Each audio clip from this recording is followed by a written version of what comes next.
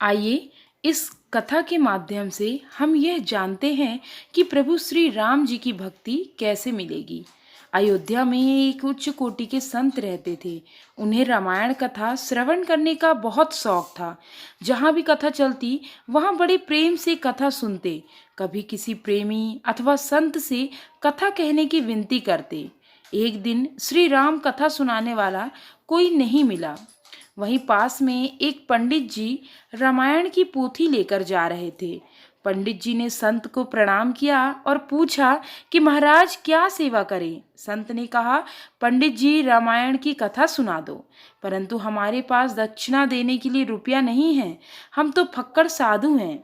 माला, लंगोटी और कमंडल के अलावा कुछ है ही नहीं, और कथा भी एकांत में सुनने का मन है हमारा।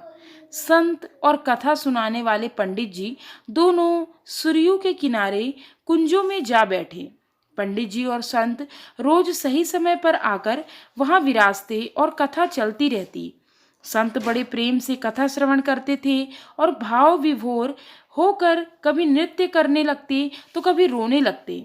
जब कथा समाप्त हुई तब संत ने पंडित जी से कहा, पंडित जी, आपने बहुत अच्छी कथा सुनाई। हम बहुत प्रसन्न हैं। हमारे पास दक्षिणा देने के लिए रुपया तो नहीं है, परंतु आज आपको जो चाहिए वह आप मांगो। संत सिद्ध कोटि के प्रेमी थे। प्रभु श्री राम जी उनसे संवाद भी किया करते थे।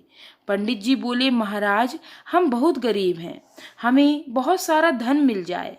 संत ने प्रार्थना की कि प्रभु इसे कृपा करके धन दे दीजिए। भगवान ने मुस्कुरा दिया। संत बोले, तथास्तु। फिर संत ने पूछा, मांगो और क्या चाहते हो। पंडित जी बोले, हमारे घर पुत्र का जन्म हो जाए। संत ने पुनः प्रार्थना की और श्री राम जी मुस्कुरा दिए।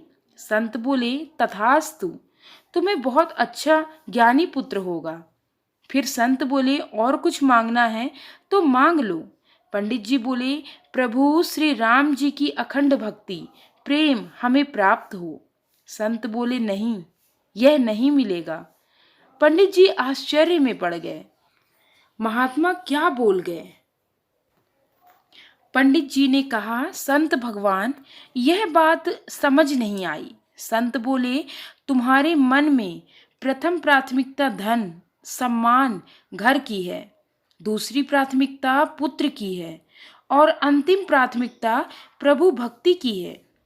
जब तक हम संसार को, परिवार, धन, पुत्र आदि को प्राथमिकता देते हैं तब तक भक्ति नहीं मिलती।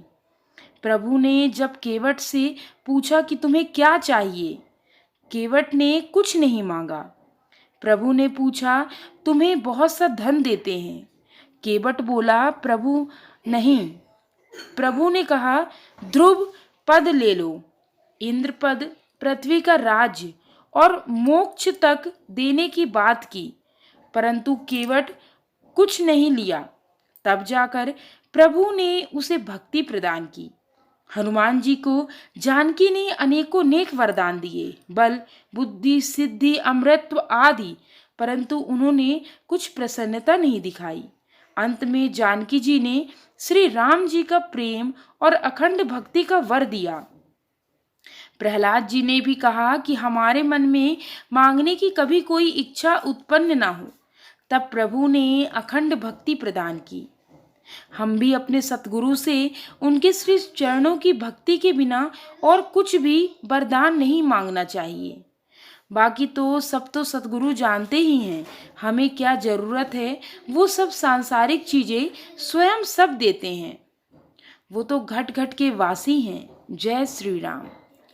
दोस्तों, श्री राम जी की भक्ति की यह अटूट कथा यदि आपको पसंद आई हो तो मेरे YouTube चैनल को लाइक, शेयर और सब्सक्राइब जरूर करें।